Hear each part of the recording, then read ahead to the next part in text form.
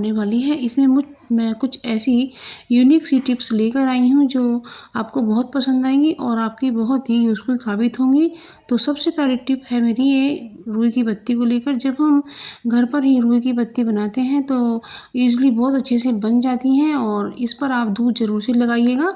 तो आप जब बाज़ार से रुई की बत्ती लेकर आते हैं तो वो बहुत मोटी होती हैं और जल्दी जल्दी से जलकर ख़त्म हो जाती हैं। तो इसलिए आप ये घर पर ही इस तरह से बत्ती बनाइएगा और इसमें दूध ज़रूर से लगाइएगा, क्योंकि इसकी जो बत्ती की जो नोक होती है वो कड़ी हो जाती है और बहुत अच्छे से जलती है। अब तो फ्रेंड्स, मैं उम्मीद करती हूँ कि ये टिप आपको ज़रूर से पसंद आई होगी। तो अब अगली टिप है मेरी फूल को लेकर। तो फ्रेंड्स, जो हमारी चाय की पत्ती घर पर निकलती है उसे बिल्कुल ना फेंकें। तो उस चाय की पत्ती को धोकर आप अपने गुलाब के पौधे में डालें तो उसके जो फूल है ना बहुत ही मोटे और बड़े आएंगे और ये काफ़ी दिनों तक रहते हैं। ये मेरा इंग्लिश गुलाब है, ये कम से कम भी 20-25 दिन तक फूल रहता है और ये मुरझाता नहीं है और ये बहुत ही खूबसूरत फूल है। आप फ्रेंड्स वो चाय की पत्ती की ही खाद इसमें डालिएगा। ये बहुत ही यूज़फुल वीडियो आपके हो सकती है। तो ज्वेलरी के पर्स होते हैं, इनका बहुत बढ़िया यूज़ होता है, क्योंकि क्या होता है फ्रेंड्स, जब हम कहीं जाते हैं तो हमारी ज्वेलरी गुम होने का खतरा बना रहता है। तो फ्रेंड्स, आप लेगिंग भी पहनते होंगे और सलवार भी पहनते होंगे और ये पेटीकोट तो ज़्यादातर पहनते ही हैं। तो इसमें क्या करना है, हमें ज्वेलरी का पर्स यहाँ पर लगाना है जो अंदर की साइड होती है। तो ज्वेलरी का पर्स लगाने के बाद इसे खोल करके हमें सेफ्टी पिन ले लेना है और इस तरह से उसे अटैच कर देना है। तो बस इसमें आप अपनी ज्वेलरी रख सकते हैं या फिर आपके पास कोई मनी है उसे भी रख सकते हैं, तो वो भी आपकी गुम नहीं होगी। तो यहाँ पर आपकी चीज़ें सेफ बनी रहेंगी। तो ये ट्रिक आपको ज़रूर से पसंद आई होगी। ये आपको बहुत ही यूज़फुल हो सकती है और आपके पैसे की बचत भी करने वाली है, आपका नुकसान होने से बचाएगी। तो कितनी अच्छी ट्रिक है, आप इसे फॉलो करिएगा। तो अब ये अगली ट्रिक है मेरी आम को लेकर। आजकल जो आम आ रहे हैं वो मैंगो शेक के आम हैं। यदि इनको ऐसे ही खाया जाता है तो ये बहुत ही नुकसान करते हैं, कई बार तो आपको वॉमिटिंग भी हो सकती है। तो इसलिए फ्रेंड्स, इस आम को सबसे पहले हम छील लेते हैं। तो इसका जो तरीका है खाने का अब हम आपको बताएंगे, जिससे आपका जो पेट है वो बिल्कुल भी ख़राब नहीं होगा और ना ही आपको वॉमिटिंग आएगी। तो सबसे पहले हमें इसे छील लेना है। तो आप मेरे वीडियो में बने रहिएगा, क्योंकि मैं और भी अच्छी अच्छी टिप्स आपको बताने वाली हूँ, क्योंकि मैंने ये वीडियो आपके लिए बहुत ही अच्छी तरीके से बनाया है। तो हमने ये आधा आम छील लिया है और अब इसे हम चॉप कर लेते हैं, क्योंकि यदि हम पूरा आम छीलने के बाद ही चॉप करते हैं तो आम हमारे हाथ से फिसल जाता है। तो इसलिए हमने आधा आम ही छीला है। अब इसे हम आधा काटने के बाद में फिर आधा छील लेते हैं। तो इस तरह से हमें आम को काटने में बहुत आसानी होती है और ये फिसलता बिल्कुल भी नहीं है। तो अब हमने ये काट लिया है। तो फ्रेंड्स, आप वीडियो में देख सकते हैं कि मैंने ये आम चॉप कर लिया है। तो बस अब हमने ये गुठली पर से भी अच्छे से आम निकाल लिया है। इसमें थोड़ा खट्टापन होता है, तो इससे आप मैंगो शेक बना कर ही पिएं। तो हमने मिक्सी में आम को डाल दिया है और इसमें हमने स्वाद के अनुसार चीनी ऐड की है। चीनी आप थोड़ा ज़्यादा से डालिएगा। तो अब इसमें हम दूध ऐड कर देते हैं। दूध हमारा फ्रिज का ताज़ा ठंडा है।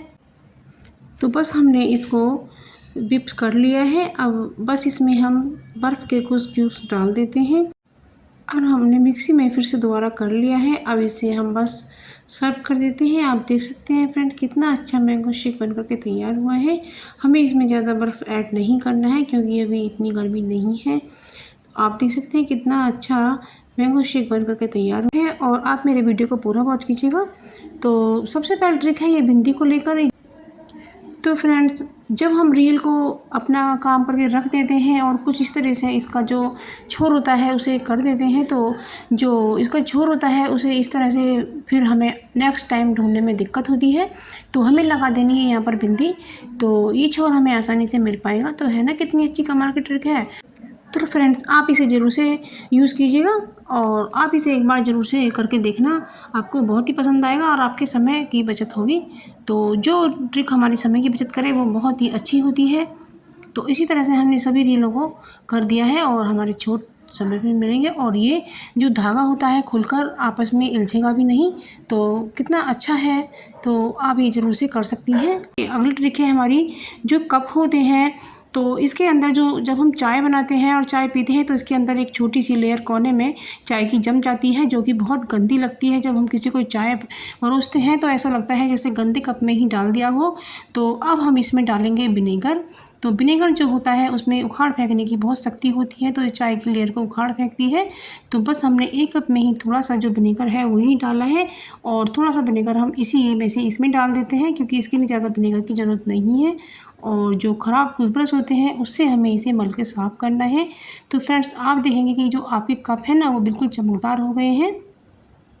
ये बहुत यूज़फुल ट्रिक है, आपको ज़रूर से पसंद आई होगी। तो फ्रेंड्स, हमारे कप में जो चाय की लेयर जम जाती है वो हट गई है। इसके ब्रश में विनेगर लगा हुआ है, तो ये कप हमारे बिल्कुल साफ़ हो गए हैं। अब इन्हें हम एक साफ़ पानी से इन्हें साफ़ कर लेते हैं। आप देख सकते हैं कि फ्रेंड्स, हमारा जो कप है वो अच्छे से साफ़ हो गया है और चमकदार हो गया है।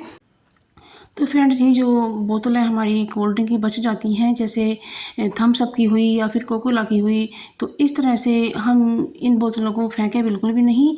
तो इनमें आप काफ़ी सारा पानी अंदर भर कर के रख सकती हैं, जिससे हमारा पानी फ्रिज में ठंडा हो जाएगा और जब कोई मेहमान वगैरह आएगा तो वो काम आ जाएगा। तो अब ये जो दूध की थैलियाँ हमारी खाली होती हैं फ्रेंड्स, इन्हें आप भूल कर भी ना फेंकें, ये बहुत यूज़फुल हो सकती हैं। क्या होता है, जब हम आटा लगाते हैं तो जब हमारा खाना बन जाता है और उसके बाद जो हमारा आटा बच जाता है तो उस आटे को इसमें रख सकते हैं। तो हमने इसको जो ऊपर से काट लिया है, तो इससे क्या होता है, जो इसके अंदर मलाई होती है, क्रीम लगी होती है थैली में, वो सब आटे में आ जाती है और आटा हमारा सॉफ्ट और चिकना बढ़िया हो जाता है और टाइट बिल्कुल भी नहीं होता है। और फ्रिज में भी हमें कोई बर्तन नहीं रखना पड़ता है, इससे स्पेस ज़्यादा नहीं लेता है। तो इससे ये बहुत ही यूज़फुल सी ट्रिक है, आपको ज़रूर से पसंद आई होगी। आप देख सकते हैं कि मेरा आटा कितना नरम है और मुलायम है। तो इसी तरह से आप कर सकते हैं। तो अब ये मेरी तुलसा जी हैं और इन पर मंजरी आ रही है। आप देख सकते हैं कितनी प्यारी तुलसा जी हैं। तो फ्रेंड्स, जब हमें तुलसी तोड़नी नहीं होती है या हमें तुलसा जी रोज़ चढ़ानी होती है तो हम क्या करें? तो उसके लिए आप देख सकते हैं कि मैं तुलसी दल तोड़कर रख रही हूँ।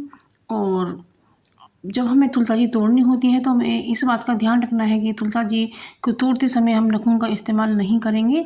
तो इन जो नीचे का पार्ट होता है इसी से दबाकर हम तुलसी माता को तोड़ेंगे, नखून बिल्कुल भी नहीं लगाएंगे। तो इसी तरीके से हमें पत्ते कलेक्ट करने हैं और जो ये पत्तियाँ होती हैं बड़ी बड़ी सी, इनको ही तोड़ना होता है और इस तरह से हमारी तुलसा जी ऊपर से ख़राब नहीं होती है।